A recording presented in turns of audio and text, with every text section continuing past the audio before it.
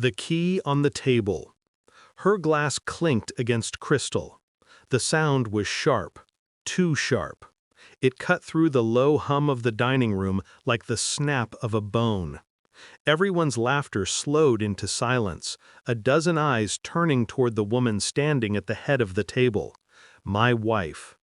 "A toast," she said, raising her glass higher, her lipstick smudging against the rim. "To the loser who signs the checks but will never be my real lover." The room cracked open with laughter, high-pitched, ugly, nervous. Some tried to mask it with coughs, others with forced smiles. My colleagues shifted in their seats, eyes darting between me and her.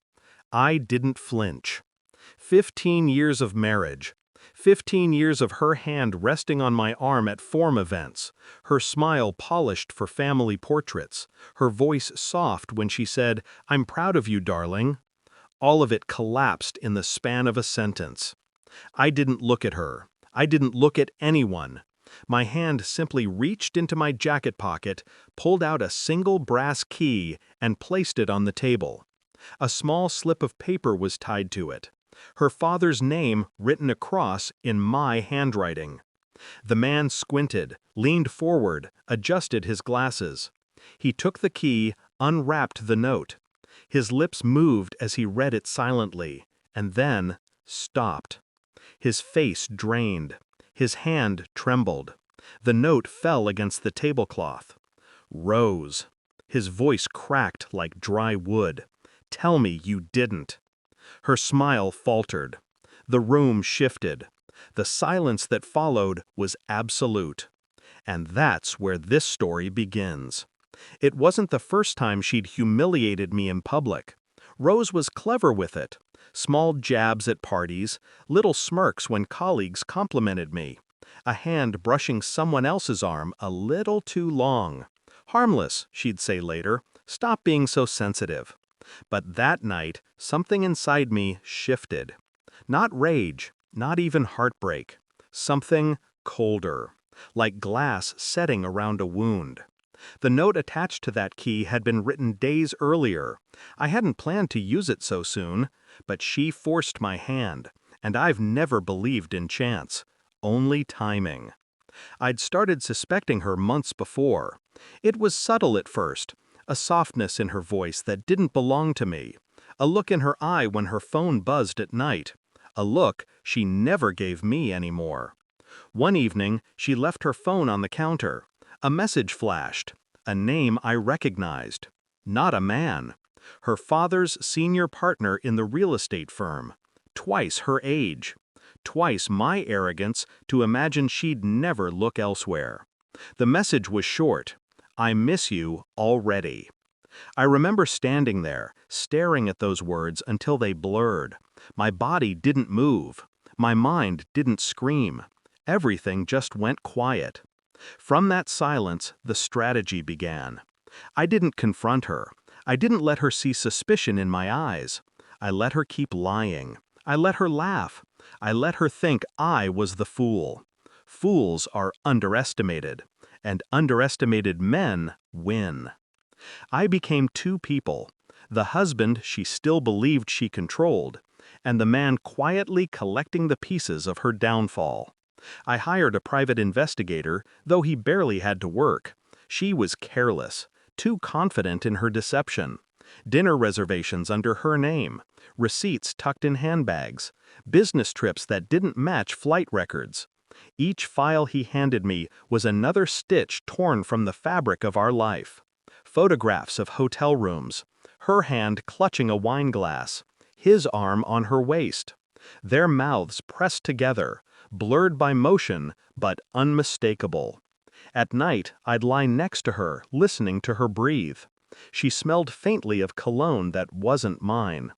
I memorized every detail, storing it away, letting the storm build beneath my calm surface. But photographs weren't enough. I wanted something irrefutable. I started digging into her father's firm. I knew enough about real estate law to recognize patterns. Property transfers that didn't add up, shell corporations shifting ownership back and forth. Funds moving through accounts in names I didn't recognize. It wasn't just an affair, it was collusion. She hadn't simply betrayed me, she'd leveraged me, used my firm's reputation, my name, my credit to cover their tracks. I was the checkbook, the mask. The joke at the dinner table wasn't just cruelty, it was truth. One evening, when she kissed me before leaving for another late client meeting, I opened her laptop. She hadn't even changed the password. Her arrogance was a gift.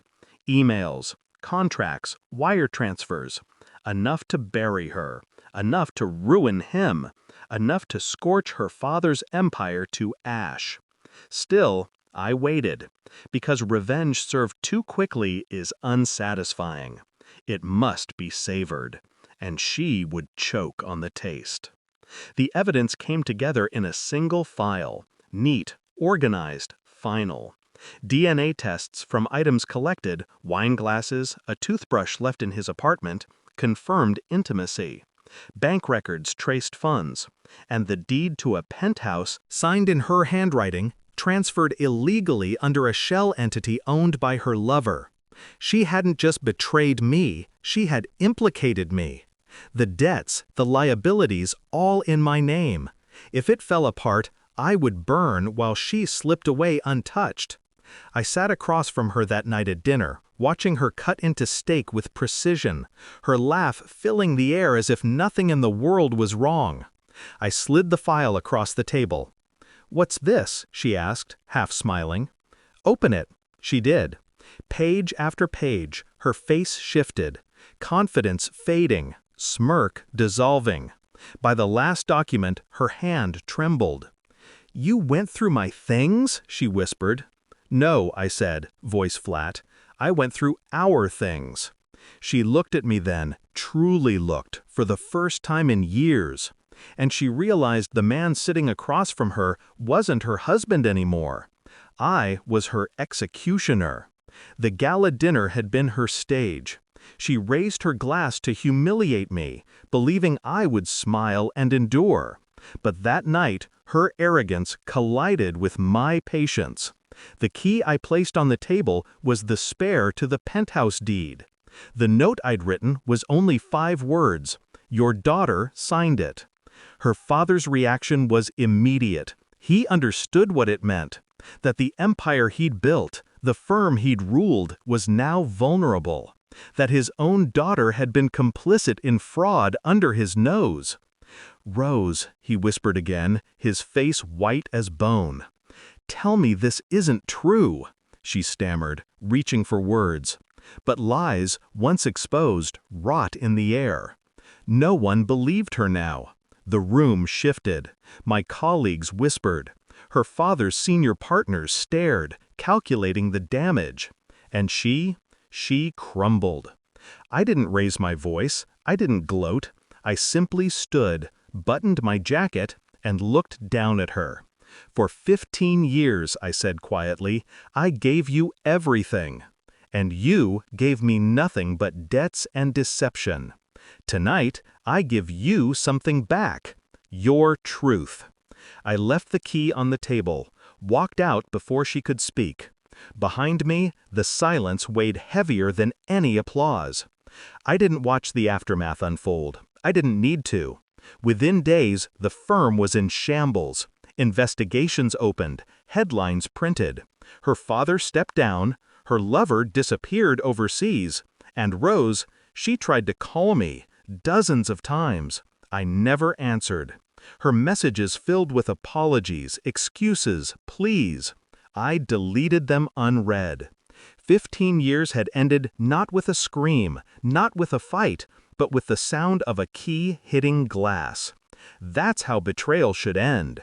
Cold, precise, final. People ask me sometimes why I didn't try to salvage it, why I didn't forgive. Forgiveness is for equals. She made me a fool. I made her a ruin. And as I walked away from the ashes of her life, I felt nothing. No pity, no regret, only clarity. Because sometimes the cruelest revenge is not destroying someone. It's handing them the weapon they forged in secret and watching them cut their own throat. Her glass was raised in mockery, but in the end, it was my silence that shattered her world.